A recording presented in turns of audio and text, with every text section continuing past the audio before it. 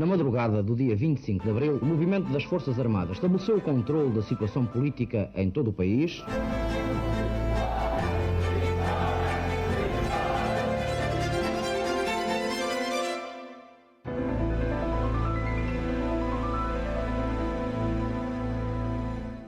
Olá, bem-vindos a mais um episódio de A História Repete-se, com Henrique Monteiro. Olá, Henrique. Olá, Lourenço. E comigo, Lourenço Pereira Coutinho. Hoje vamos falar na longa luta que os independentistas irlandeses travaram pela separação do Reino Unido, processo que assentou em grande parte na tensão entre a maioria católica e a minoria anglicana. Esta última detinha os principais cargos políticos, militares, judiciais e administrativos e tinha expressão no norte do território, no chamado Ulster, a região mais industrializada da Irlanda.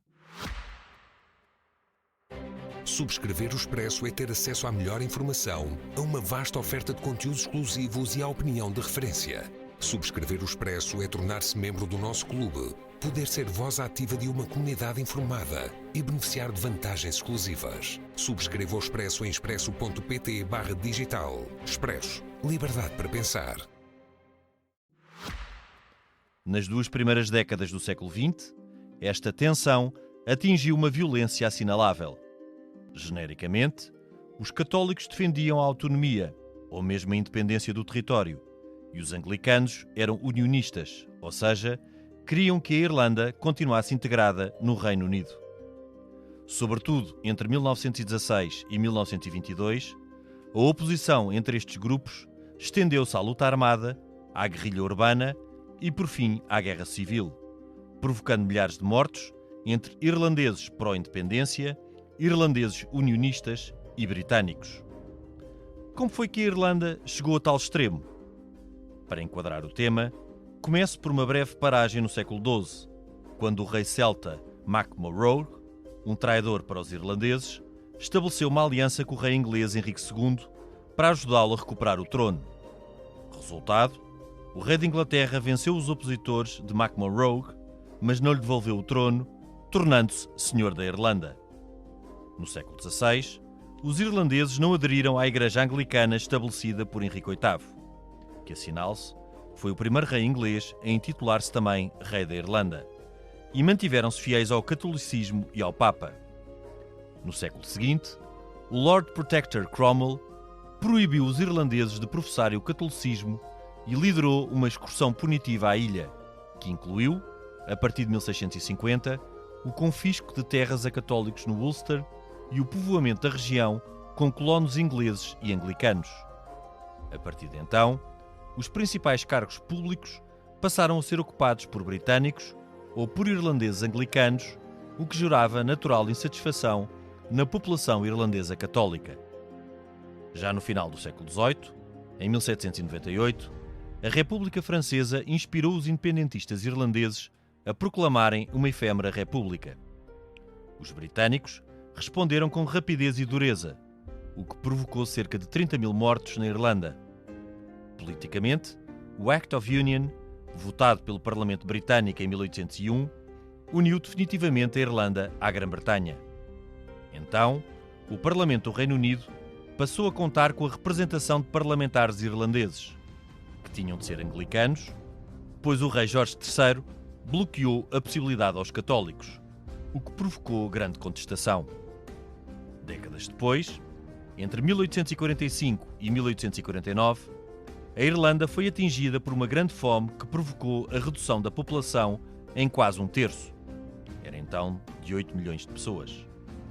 Morreram de fome cerca de 1 milhão de pessoas, enquanto cerca de 1,5 milhão emigraram para os Estados Unidos. As últimas décadas do século XIX assistiram à emergência dos partidos independentistas e ao crescimento do movimento pelo autogoverno do território. O deputado ao Parlamento Britânico Charles Stewart Parnell foi então a principal figura do Home Rule Movement, que, com o apoio da Igreja Católica Irlandesa, bateu-se até à Grande Guerra pelo autogoverno da Irlanda. O Home Rule Movement foi contestado pelos unionistas, sobretudo anglicanos, que tinham receio que o autogoverno lhes retirasse privilégios. Até ao início da Grande Guerra, surgiram diversos movimentos e partidos de objetivos contrários, como o Irish Unionist Party, o Ulster Unionist Party ou o Sinn Féin, este independentista. Estes movimentos tiveram uma extensão em grupos paramilitares, como os Ulster Volunteers, unionistas, formados em 1912, e os Irish Volunteers, formados em 1913 por nacionalistas e republicanos. Em simultâneo, o Parlamento Britânico aprovou 3 Home Rule Acts, sendo que o último não foi implementado porque, entretanto, o Reino Unido envolveu-se na Grande Guerra. Então, o exército do Reino Unido contou com o contributo fundamental dos regimentos irlandeses, que estavam, no entanto, divididos entre as unidades autonomistas e as unidades unionistas. A 24 de abril de 1916, os Irish Volunteers e os Irish Citizen Army começaram uma revolta contra os britânicos e proclamaram a independência da Irlanda. A revolta indignou a opinião pública britânica e até boa parte da irlandesa, isto por acontecer em plena Grande Guerra. No entanto, a dura repressão dos britânicos, que incluiu a execução como traidores dos principais revoltosos, como Patrick Pearse, trouxe muitas adesões à causa da independência. A chamada Easter Rebellion provocou o grande crescimento do Sinn Féin, até então um partido inexpressivo, que foi apontado como principal responsável pela revolta. Nas eleições gerais de dezembro de 1918, o Sinn Féin conquistou 73 dos 105 lugares no Parlamento Britânico destinados à Irlanda, atingindo uma votação de quase 90% no sul da Irlanda. Em consequência, os deputados do Sinn Féin, eleitos para o Parlamento Britânico, decidiram reunir-se antes num Parlamento irlandês, o Dáil Éireann, que a 21 de janeiro de 1919 proclamou a República da Irlanda. A proclamação da República Irlandesa e a consequente reação britânica deu origem à chamada Guerra da Independência, que durou até 1921 e onde se destacou o IRA, Irish Republican Army, o principal responsável pela guerrilha urbana que combateu os britânicos. Então, ocorreram múltiplos episódios de extrema violência, como o Bloody Sunday, de 21 de novembro de 1920, quando, em resposta ao assassinato de 14 agentes britânicos, as forças leais ao Reino Unido entraram num jogo de futebol gaélico e dispararam contra a multidão, matando 14 irlandeses e ferindo 65. Em dezembro de 1920, as autoridades britânicas declararam a lei marcial. No entanto, a violência continuou a escalar até julho de 1921, sobretudo nas regiões de Cork, Dublin e Belfast, o que provocou mais de 1000 mortes e a prisão de 4000 republicanos. No Ulster, os protestantes unionistas também usaram de violência contra os católicos, provocando centenas de mortos. As negociações entre britânicos e independentistas resultaram no Government of Ireland Act, de maio de 1921. Por este acordo, negociado por Michael Collins pelos republicanos, ficou assente a institucionalização, depois de um período transitório, do Estado Livre Irlandês, entidade que teria o mesmo rei do Reino Unido, mas um governo e exército independente. O Estado Livre Irlandês deixaria, pois, de pertencer ao Reino Unido, passando a pertencer ao Império Britânico, tal como acontecia, por exemplo, com o Canadá ou a Austrália. Foi então criada a Irlanda do Norte, que integrou 6 dos 9 condados do Ulster histórico. Acordou-se ainda que esta região tinha direito de optar se queria, ou não, pertencer ao Estado Livre da Irlanda. O cessar-fogo ocorreu a 11 de julho de 1921, o que levou à assinatura do Tratado Anglo-Irlandês de 6 de dezembro de 1921. Aderiram a este tratado 26 condados irlandeses, sendo que os outros 6, na Irlanda do Norte, manifestaram a vontade de continuarem ligados ao Reino Unido. O tratado foi bastante contestado pelos independentistas, que exigiam a independência de toda a Irlanda, incluindo a Irlanda do Norte. Em junho de 1922, começou a Guerra Civil Irlandesa, em que se enfrentaram a National Army, do Estado Livre da Irlanda, contra a facção do IRA, antitratado, liderada por Eamon de Valera, depois presidente da Irlanda. O conflito durou até meados de 1923 e acabou com a derrota da facção antitratado.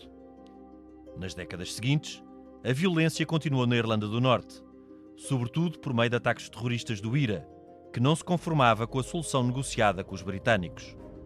Em 1937, os irlandeses aprovaram em referendo uma nova Constituição e a substituição do Estado Livre da Irlanda pelo EIR, isto, Irlanda em irlandês, que, paradoxalmente, continuava a ser representado externamente pelo mesmo rei do Reino Unido. Por fim, a 1 de abril de 1949, o Parlamento irlandês aprovou a desvinculação da Irlanda da Commonwealth. Contudo, não seria o fim da violência na Irlanda do Norte, provocada sobretudo pela facção do IRA, que nunca se conformou com a não integração deste território na República da Irlanda. Esta é de facto uma história complexa que teve o seu clímax trágico entre 1916 e 1922, mas que se estendeu por décadas, não é? Até recentemente, até muito recentemente. É uma história bastante complexa. Por exemplo, tu dizes aí, no início, a Igreja Católica apoia claramente os independentistas, mas quando os independentistas passam para a ação violenta, a Igreja Católica condena-os também. Sim. E também claramente condena-os porque eles, de facto, faziam atos terroristas. E o Michael Collins era um deles. Curiosamente, o Valera, o Eamon Valera, que vem ser Presidente da República. Que vem ser Presidente e que tinha jurado em 1919 a República da Irlanda, que tem um nome em gaélico que eu não vou sequer tentar que é impronunciável, mas que se percebe que é Eire, não é? E não Irlanda. Depois acaba por ser contra o Michael Collins da Guerra Civil Irlandesa, porque ele aliás, proclama, o Valera, que proclama a República da Irlanda em 1919. É ele que a proclama, exatamente. E depois, mais tarde, o Collins aceita um acordo que não era uma república, portanto, que tinha um rei, que era o rei inglês. No fundo, foi a fórmula que o Reino Unido procurou sempre, em todo lado. Eles tiveram sempre essa ideia, e aliás mantêm no Canadá e, como tu disseste, na Austrália, na Nova Zelândia, salvo erro. E, portanto, e noutros territórios. Por exemplo, na Índia não conseguiram, embora tentassem. Nem na África do Sul, nem noutras colónias africanas. Agora, isto é a Irlanda em si. Se a gente for ver a história da Irlanda, a Irlanda tem alguns momentos fundamentais. Desde logo, na Idade Média, porque é a partir dali que se expande o cristianismo, o catolicismo. Até o famoso St. Patrick. Exatamente, mas é a partir dali que se expande todo o catolicismo no norte da Europa. Todo o catolicismo. Que há de ser o catolicismo inglês até ao Henrique VIII, mas que há de ser o catolicismo sueco, norueguês, dinamarquês e tal, até à Reforma, e holandês, e belga, e por aí fora. A Irlanda acaba por ser ali o porque eram centro. Porque os mosteiros da Irlanda que eles saíram.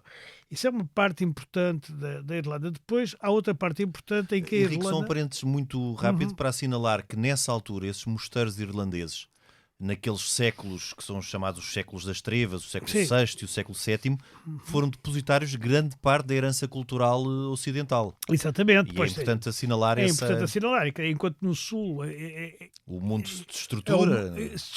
E a parte que sobrevive graças, curiosamente, aos mouros, aos islâmicos, que depois... Sem dúvida. No norte, onde nunca houve mouros, nem islâmicos, nem nada, são os irlandeses... ou seja, os depositários desse legado. Os depositários desse legado, que é uma coisa que é muito importante. Depois a Irlanda, como tu já disseste, sofre ali uma certa traição do rei inglês, não é? Quando promete. Sim. Acabou por se entusiasmar. Acabou por se entusiasmar e ficou também com a Irlanda, estava ali mesmo ao lado, só separado por aquele canal. Parece um canal muito pacífico e tal, mas é uma coisa que tem um marco. Com muitas armadilhas. Horroroso. A Armada Invencível foi ali que foi ali que caiu. Foi ali que caiu.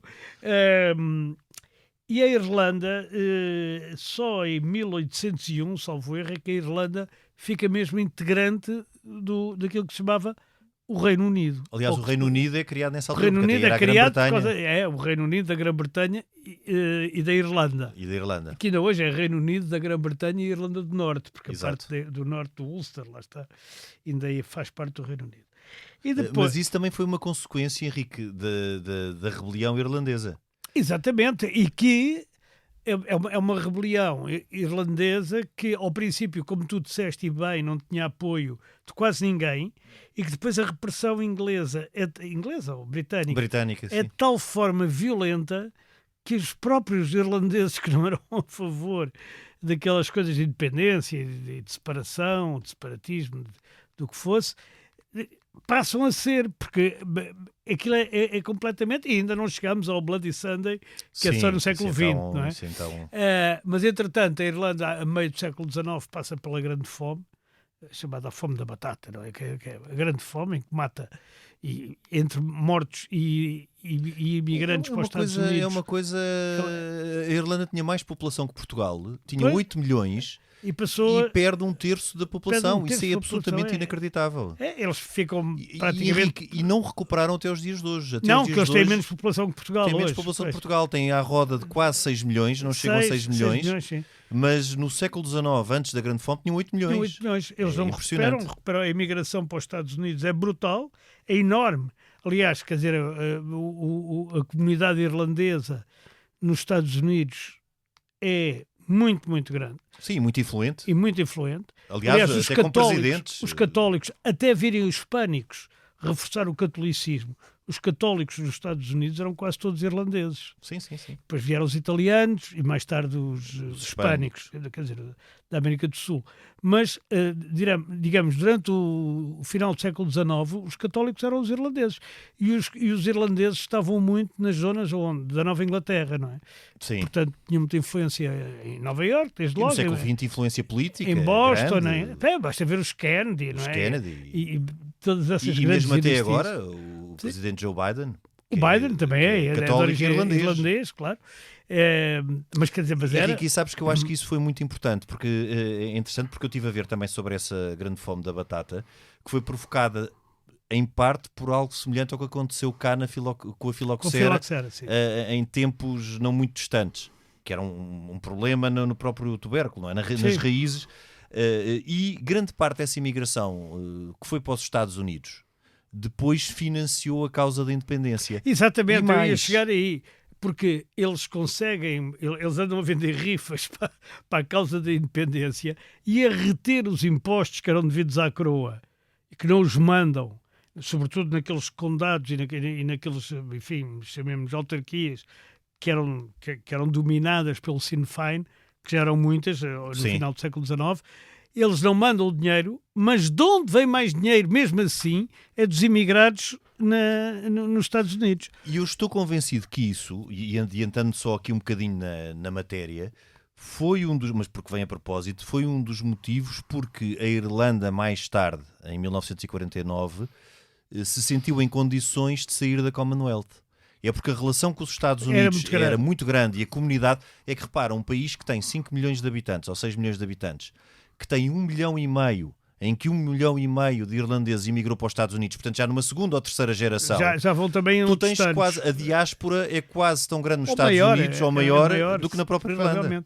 E de facto eles nos Estados Unidos eles eram pobres, a Irlanda era um território pobre, não é? Tinham uns senhores e tal, mas era uma coisa muito pobre, era muito pior que Portugal, por exemplo, ou com outros países da Europa. Sim, basta ver os filmes da época, como era a Irlanda na altura. Eram muito pobres, e eles quando chegam aos Estados Unidos não só enriquecem, quer dizer, não só têm oportunidades, como ganham valores que provavelmente se tivessem ficado na Irlanda nunca ganhariam, desde logo os valores da República. Sim. Do republicanismo, os da democracia já com mais avançada que a democracia que existia, mais avançada ou pelo menos mais e simplesmente a ideia do que é uma colónia dizer que precisa de representação parlamentar, que é o que eles vão passar a pedir, porque repara que até... Mas repara que a Irlanda tinha, só que não assumia, porque eles nunca tomaram assento no Parlamento de Westminster. Eles tiveram assento desde o que o Union Act de 1801 Exatamente. Lhes permite, é que o Parlamento de Westminster passa a ser um Parlamento onde há lugares também para os irlandeses. O problema mas nunca teve para os americanos, por exemplo. Para os americanos não, mas para os irlandeses o problema que se colocou foi que é o próprio rei Jorge III que o veta, por dizer que ele, como guardião da fé, não é? Sim, da fé protestante da Igreja Anglicana, só podia haver não permitia deputados católicos e mais. E até 1870, todos os parlamentares, portanto, que eram eleitos nos círculos irlandeses, eram por partidos que eram partidos como o liberal e o conservador, ou seja, não havia partidos irlandeses. E o que passa a haver a partir de 1870 é a eleição de deputados de partidos irlandeses. Quando chega ao princípio do século XX, como tu também assinalaste, o Sinn Féin teve 73 de 105 lugares, que a Irlanda tinha direito em Westminster a 105 lugares. O Sinn Féin consegue 73 desses 105 e esses 73 correspondem, como tu também disseste, a 90% no sul. Sim, cá de baixo, onde é Dublin. Tirando na região do Ulster, era... Tipperary e aqueles grandes condados do sul, onde eles têm praticamente 90%, e é daí que lhes veio a ideia de fazer um parlamento da própria Irlanda, onde o Sinn Féin naturalmente dominava... O que de certa forma, tirando a parte da violência, até se pode perceber que um grupo de deputados que atinge 90%, claro. Pensa, então, mas estes 90%, se nós representamos nos condados que não são do Ulster, sim. 90% dos eleitores, porque é que vamos para Londres e porque é que não ficamos em Dublin? Não ficamos aqui. E é aí que nasce, digamos, a questão, que depois é adiada com a guerra, porque, curiosamente, os próprios independentistas participam no esforço de guerra inglês durante a Primeira Guerra. Aliás, que se faça homenagem aos regimentos irlandeses, homenagem ao que se assinale, não é? Os regimentos irlandeses, não só na Grande Guerra, como ainda no tempo das guerras napoleónicas, participaram e contribuíram em muito para o esforço de guerra britânico. Mas agora repara que o esforço de guerra britânico também é o que há de dar ao movimento independentista um grande impulso, quando, no final da guerra, estamos a falar em 1917, princípios de 18, a ofensiva alemã leva a que os ingleses tenham que fazer conscrição. Exato. Ou seja, pegar os jovens todos obrigatório e mandá-los para a guerra. E isso estende-se à Irlanda. E aí a Irlanda tem uma grande resistência. Eles participaram no esforço de guerra com os soldados dos seus regimentos, mas a conscrição não lhes cai bem. E aí, Henrique, com o apoio da Igreja Católica, porque se é certo, como tu disseste, que a Igreja Católica não apoia os atos de violência nem o terrorismo do IRA, sim, toda a Igreja Católica, tudo o que era pró-independência era apoiado pela Igreja Católica irlandesa. E esse movimento anticonscrição foi claramente apoiado. Era mais um território, era mais um país católico.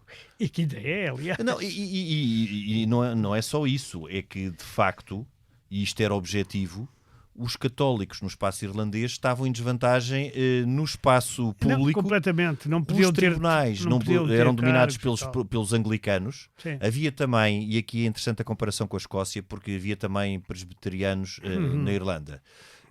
Mas no caso escocês, até é interessante nós vermos, agora quando foi da coroação do rei Carlos III, ele jurou também, ele não só jura como guardião da fé anglicana, mas jura também conservar e proteger a Igreja Presbiteriana Escocesa, mas não a Católica Irlandesa. Mas isso também sabes que isso é uma razão histórica da Presbiteriana que tem a ver com os Stuarts e com o facto de eles terem usurpado, ou seja, a linhagem do Carlos III, que era da Elizabeth.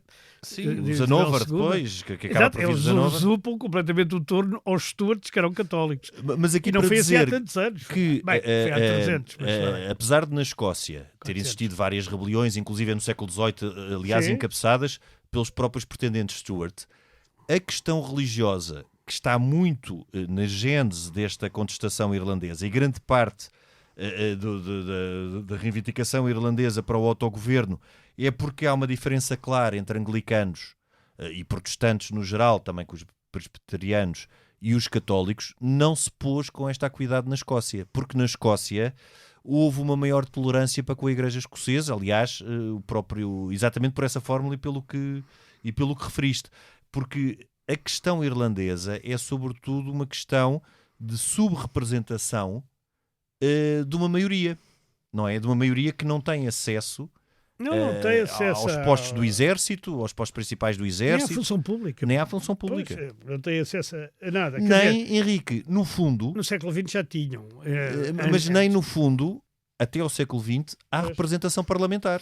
Porque se tu circunscreves a representação parlamentar aos anglicanos, estás logo a excluir a maioria. Mas no século XX isso termina. Termina, claro. E é quando eles ganham com aquela vantagem toda. Claro. Ter ganho, não é? Claro. E depois há, de facto, aqueles atentados todos. Há uma brutalidade. Já falaste do jogo de futebol gaélico. Eles matam 40 e tal pessoas dentro do estádio, entram no estádio a tiro. Aquilo foi à queima-roupa. E o mais grave, digamos, não será o mais grave, porque cada morto é igual ao outro, mas o mais grave é que mataram a maior estrela do futebol gaélico. Isso não sabia. E portanto aquilo foi, enfim, é como entrar aqui no estádio do Sporting e matar os Jokers. Um craque qualquer. Salve seja. Mataram um craque, não é? E, portanto, aquilo foi uma comoção enorme contra a Inglaterra, ou contra o Reino Unido, não é? Henrique, só voltando um bocadinho... Isso vai até 21. Vai até 21, mas só voltando aqui um bocadinho atrás e fazendo aqui o contraponto da parte do Reino Unido. Se, por um lado, até finais do século XIX, não havia, de facto, representação de muitos irlandeses no Parlamento, também há um esforço grande do Reino Unido para integrar as reivindicações irlandesas a partir de determinada altura, designadamente com uma série de atos parlamentares aprovados pelo Parlamento Britânico, a partir de 1898, são cerca de 3, para o Home Rule, portanto, para o autogoverno irlandês. Agora, o que é que se passa? Há aqui também há aqui uma tensão grande também dentro do espaço irlandês. E o que é que leva a que estes home rule acabassem por não ser efetivos? Porque depois dá-se o problema contrário. É que a norte, a minoria protestante, tem medo que esse home rule lhes retire privilégios, o que é óbvio que iria retirar, porque iria pôr em pé de igualdade... Sendo que a norte, no Ulster, a minoria protestante é maioritária. Era maioritária, claro. Naquele terreno específico.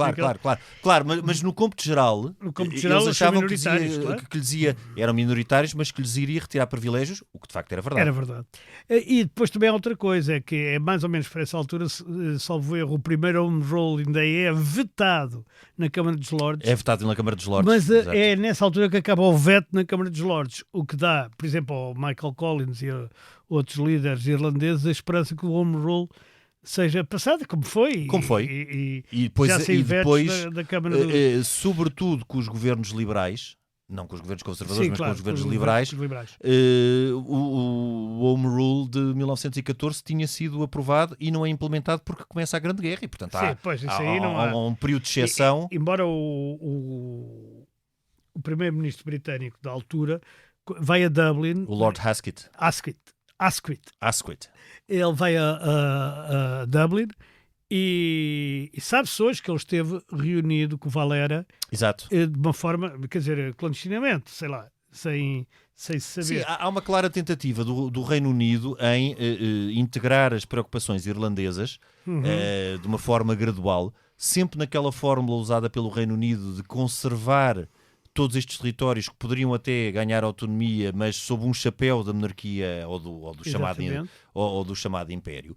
E é por estes motivos que, quando em 1916 se dá a rebelião na Irlanda, esta rebelião é muito mal recebida pela opinião pública, inclusive por muitos irlandeses. E por muitos irlandeses católicos até. Exato. Pois, exatamente. Exatamente, por vir completamente contra aquilo que tinha sido o Home Rule. Mas em 18 ela ganha novo impulso. Em 19 o Dáil Éireann, ou o Parlamento Irlandês... Olha, tu consegues dizer bem. Eu não consigo dizer bem esse...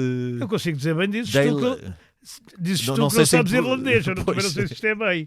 É Dáil Éireann. Dáil Éireann. Não sei se é assim. Mas, e o próprio Sinn Féin, não sei se será bem. É Sinn Féin. Sinn Féin. Isso parece que é, mas não tem. Não tenho a certeza. A gente podia ter convidado um irlandês. Um especialista em gaélico. Mas a verdade é que, depois, a partir de 19, e com aquelas coisas que já falámos, o Domingo Sangrento, aquelas coisas todas, as coisas vão engrossando a favor dos separatistas, dos católicos, do Sinn Féin. A resposta britânica acaba por perfeitamente brutal, não é? É brutal. E o que se passa na altura é... e quando se fala muito em guerra civil, o que houve na Irlanda foi, para além de alguns atos de terrorismo, foi guerrilha urbana. Foi muito guerrilha urbana. Exato. A coisa que o Valera se opunha porque ele gostava, ele queria que fosse uma guerra convencional para dar respeito.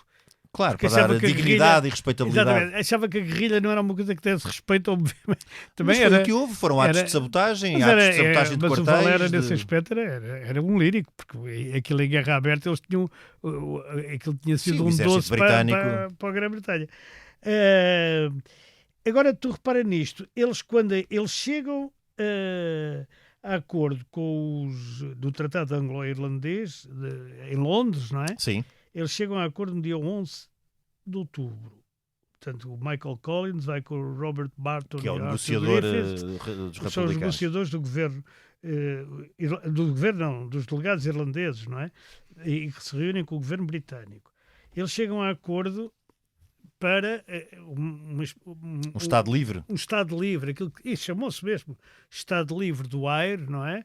Mas ainda sob o chapéu do rei, aquelas coisas que tem um nome que pode trazer uma interpretação contrária, que é de domínio.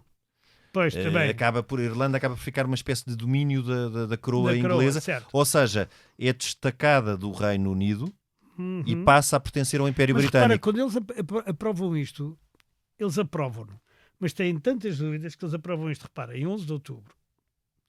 E só em 6 de dezembro... Eles ficam demora em Londres. Bastante tempo. Eles ficam em Knightsbridge, em Londres, que é um bairro que ainda hoje é um bairro das embaixadas, é um bairro bom bairro de Londres. Ficam em Knightsbridge e tiveram ali e só recomendam ao tal Dáil Éireann, portanto ao Parlamento Irlandês, que aprove este tratado no dia 5 de dezembro. Portanto, isto passam quase 2 meses em que eles estão a ver como é que vendem. Mas o próprio acordo, exatamente por prever a contestação ao tratado, previa um período transitório.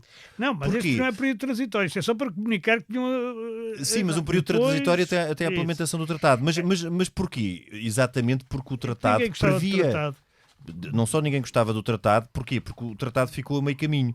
Não satisfez os independentistas, queriam uma independência total, e também tinha a questão de prever ou de permitir que a Irlanda do Norte pudesse decidir se queria continuar integrada no Reino Unido ou não. E isso foi muito contestado pelos independentistas radicais. Pois. E por uma facção do IRA, que o IRA depois divide-se a partir desta altura. Sim. Portanto, há um exército republicano irlandês, que o IRA, que é constituído quando o início da guerra com os britânicos, não é, da guerra de independência, e depois com o tratado há uma facção do IRA que aceita o tratado e há uma facção mais radical do IRA, que é aquela que depois que fica até ao final manteve, do século XX, não é? Que se manteve por sempre, que contesta a possibilidade da Irlanda do Norte poder decidir se quer continuar integrada ou não. Exatamente. Aliás, o Estado Livre da Irlanda, que era como lhe chamava o tratado, era para a ilha toda, para a ilha da Irlanda toda, não é? E tinha só esta condição, é que os 6 condados do Nordeste, que é hoje a Irlanda do Norte... Portanto, eram 6 dos 9 condados do Ulster histórico que tinham essa podiam optar por sair e escolher ficar no Reino Unido. O que eles, aliás, fizeram. E depois havia mais 26 condados, que era originalmente a Irlanda do Sul, no âmbito da lei, desta lei, que se tornam o Estado Livre da Irlanda, que são 26 condados. Era uma monarquia constitucional sob o coiso do monarca britânico. Sim, uma solução tipicamente britânica. Que governou a partir de 27 com o título de Rei da Irlanda. As pessoas não se lembram, mas é verdade. E havia um governador-geral e um parlamento bicamaral, que era Conselho Executivo. e um primeiro-ministro que era presidente do Conselho Executivo. Ou seja, havia uma independência praticamente total. Até havia um exército irlandês, que obviamente... Completamente. Agora, o que eu acho que se passou nessa altura é que a relação... Mais uma vez aqui os se's não podem entrar na equação, mas quer dizer... Mas se não tivesse existido uma diáspora tão forte nos Estados Unidos que pudessem fazer de contraponto, porque a Irlanda podia optar, e ainda hoje pode optar entre uma relação mais próxima com os Estados Unidos ou com o Reino Unido. Sim. E eles sabiam que poderiam estabelecer essa relação muito próxima. Com o Trump não sabemos se ele pode optar ou se o Trump não vai querer comparar a Irlanda em qualquer momento. Qualquer dia. Agora, é tipo monopólio. O problema é que eles ficam assim, e quem é que se vai opor a isto? O Valera, que era a favor da guerra convencional, opõe-se a isto porque diz: eu jurei a República da Irlanda em 19. E tinha jurado. Sim, tinha proclamado até.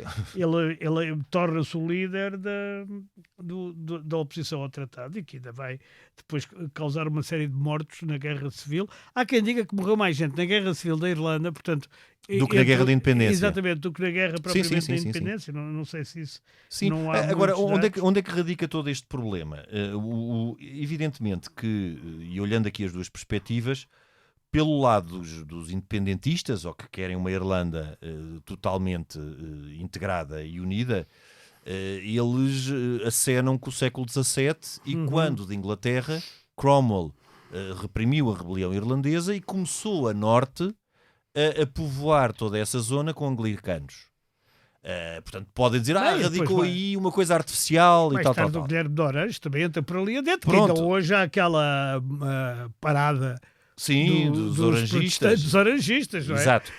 Por contraponto, o que os unionistas defendem é não, por referendo, nós no norte da Irlanda, que até é a zona mais industrializada, ou foi, agora a Irlanda, como nós sabemos, desenvolveu-se bastante, a República. Um tigre europeu. Foi um tigre europeu, que também passou pelos seus percalços em 2008 e noutras coisas, mas é uma sociedade bem, não é? Recuperou bastante bem. Mas o que a Norte se argumenta é não,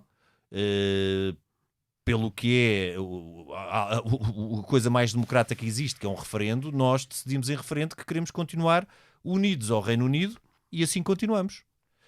E, portanto, são estes dois argumentos que continuaram a confrontar-se durante muito tempo e que não justificaram e que provocaram, na ótica do IRA, que não aceitou o tratado, a manutenção de uma atividade terrorista até tempos muito recentes. Bem, mas pelo meio ainda há uma coisa, que é em 49... Em 49, a Irlanda fica mesmo independente. Exato, completamente. Fica uma república, como Presidente da República, independente do... Ou seja, o que em 49 a Irlanda faz é corta as amarras com o Commonwealth. Corta com o Commonwealth e corta com os 6 condados do Norte. Com o Ulster, com aquilo que era, porque corta e diz, bom, isto faz parte do Reino Unido. E reconhece o Reino Unido. Aliás, eles entram no mesmo dia e no mesmo ano para a União Europeia, tanto a Irlanda como a Grã-Bretanha, que se chama Reino Unido da Grã-Bretanha e Irlanda do Norte. Exato. E, portanto, eles a partir daí tornam-se completamente uma nova Constituição por total. O Estado Livre não deixa de desaparecer. O novo Estado passa-se a chamar AIR. Sim. Irlanda em gaélico. O governo do Estado Livre acaba com o governador-geral, não é? E pronto, e o Presidente da República da Irlanda... Pois, aqui a opção foi ou numa solução semelhante à de outros Estados, como o Canadá e como a Austrália, em pertencer a uma Commonwealth, depois como uma série de Estados africanos, em pertencerem a uma Commonwealth, ou julgarem, não, nós estamos demasiado próximos, temos uma fronteira física com o Reino Unido, não é? Que a Austrália não tem, que o Canadá não tem, e não queremos manter qualquer espécie de laço com esta comunidade. Exato. Porquê? Porque temos outra do outro lado do Atlântico, onde temos mais irlandeses do que inclusive aqui nesta ilha. Eventualmente, sim. E, portanto, preferimos manter esse tipo de ligação. E repara que eles ficam na Commonwealth até 49, não é? Exato, exato. Mas há uma coisa que é engraçada, que eles em 38, ou lá que é, eles decidem cortar com a coroa já não ser... Sim, paradoxalmente Mas ficam com a figura do rei da Irlanda, que não é ninguém. Sim, era uma figura abstrata. É uma figura abstrata. Só em 49 é que eles acabam com o rei da Irlanda e passam a ter um Presidente da República. Isto é uma coisa paradoxal. Era como diria o Obelix, aqueles vertões são malucos todos. Porque é uma coisa muito paradoxal, não é? Agora significou na Europa Ocidental o último conflito que teve uma forte base religiosa, porque o independentismo tem uma forte base... com os Balcãs, não é? Pois, estou a dizer na Europa Ocidental. Na Europa Ocidental, depois do século XVII, que foi o século da Guerra dos 30 anos e dos grandes conflitos religiosos e que tinham praticamente terminado nessa altura, manteve-se esta questão irlandesa até muito tarde. E que acabou por ser resolvida com o Reino Unido a tentar a solução que depois foi ensaiada com sucesso na maioria dos outros domínios ou territórios que pertenciam ao Império Britânico. Foi manter uma ligação com a Commonwealth, sendo o rei do Reino Unido também soberano ao chefe de Estado da maioria destes países, mas a Irlanda querendo cortar completamente com esta experiência. E eles ficam... Bem, é preciso ver que até 98, que é a data dos acordos de Sexta-feira Santa, para os católicos, e os acordos de Belfast para os protestantes, eles andam sempre à tareia. E dentro daquela, como é que se diz, excentricidade britânica, eles chamam esse período o período dos problemas, the Troubles, em que se matou gente que se fartou, mas eram Troubles. Felizmente já sem fim, mas nós ainda somos do tempo. Eu também. De ouvir falar nos atentados do IRA. Sim, eram constantes. Eram constantes os atentados do IRA e os atentados contra o IRA, porque os unionistas também faziam-se pagar da mesma moeda. O chamado contra-terrorismo. Era contra-terrorismo visto do lado da Grã-Bretanha. Mas felizmente... Sim, mas era só contra-terrorismo porque os que estavam constantemente a tomar a iniciativa era o IRA, não é? Portanto... E a verdade é que estes terroristas tornaram-se estadistas e é verdade também que desde 98 até hoje, e longe vá o agouro, a paz reina nos dois lados. Exatamente. Tal como em Espanha, onde existiu a ETA durante até tempos muito recentes. Mas é muito diferente, porque agora nós, não te esqueças que na Irlanda temos a única fronteira terrestre entre a União Europeia e a Grã-Bretanha. E que, aliás, foi um sarilho nas negociações de saída do Reino Unido, não é? Entraram os dois ao mesmo tempo e por referendo em 2016 e um deles saiu. E, curiosamente, a República da Irlanda tem as maiores taxas de crescimento, tem vindo a ter as maiores taxas de crescimento económico de toda a União Europeia. Ou se não são as maiores, estão sempre entre as três primeiras. Num contraste gritante com o que era a Irlanda. E curiosamente, isso volta a ter muito a ver com os Estados Unidos. Exato. Com a diáspora nos Estados Unidos. Eu estou muito convencido que todas estas opções, sobretudo a opção de cortar com a Commonwealth, não seria possível se não fosse a diáspora nos Estados Unidos. Sim. O mais certo seria isso. Henrique, nós até para a semana. Até para a semana. A gravação e sonoplastia esteve a cargo de Tomás Delfim. Nós voltamos na próxima semana, noutro tempo e noutro espaço.